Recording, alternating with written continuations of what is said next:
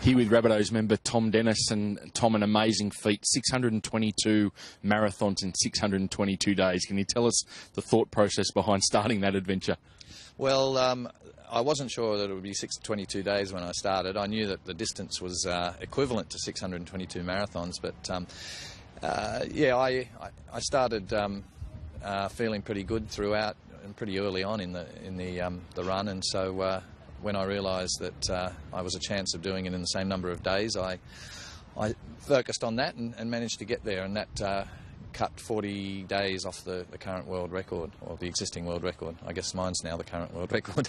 We're at the finish line of the 26,000 kilometre journey of Rabbitohs member Tom Denniss. Pretty amazing feat, isn't it? Yeah, it's fantastic, and I did the last 1.5 Ks with him, and he's done 26,000 of them over 2 years. It's an amazing effort, and to be doing it all for charity and the experience as well. It's a fantastic feat and a fantastic effort. I was speaking to him on the way down, and I said, was there any days, because he went basically through summers and winters, all sorts of different weathers, and he said over in America at one stage there was 63 degrees at stages when he was running, and to get through that sort of work under those sorts of conditions is amazing. And then obviously he came into Australia in the middle of winter and was down the south coast, so he would have battled a lot. He was good. He told me that he didn't really have any days where he thought, oh, I haven't got this in me. He just got up and he just kept running. So what a fantastic man. Can you tell us about some of the countries you passed through, some of the things you experienced?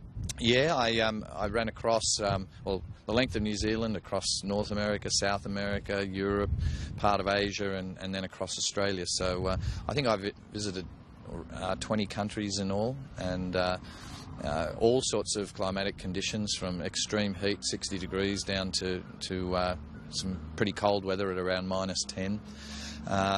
Floods. I was wading through floods in Duluth in the US, the worst floods they've ever had, and yeah, all sorts of conditions throughout, and over the Andes at 4,000 metres, it was about the highest I got to, so it was quite an experience, and something that whilst I probably won't ever do it again, I certainly will remember for the rest of my life.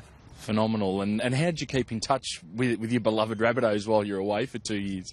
Via the internet, of course, but the good thing about the internet being on phones now too is that sometimes I was running during the day, for example in Europe when the team was playing, so I could just get onto my iPhone and every couple of minutes and get an update and see the scores, and thankfully for the most part they always came out on top. Only a handful of losses, but that always helped me to keep going too. It just puts an extra spring in your step when you know the team's won. And an opportunity today to have a word to Michael McGraw and a few of the boys about what you've done? Yeah, I wasn't aware that was going to happen, so I didn't prepare anything, so it was all off the cuff, but hopefully they were interested. Well, I certainly think quite a few of them were. They were keen to ask questions and so on, and if it in any small way leads to a little bit better attitude going out there next weekend, then I'm very pleased.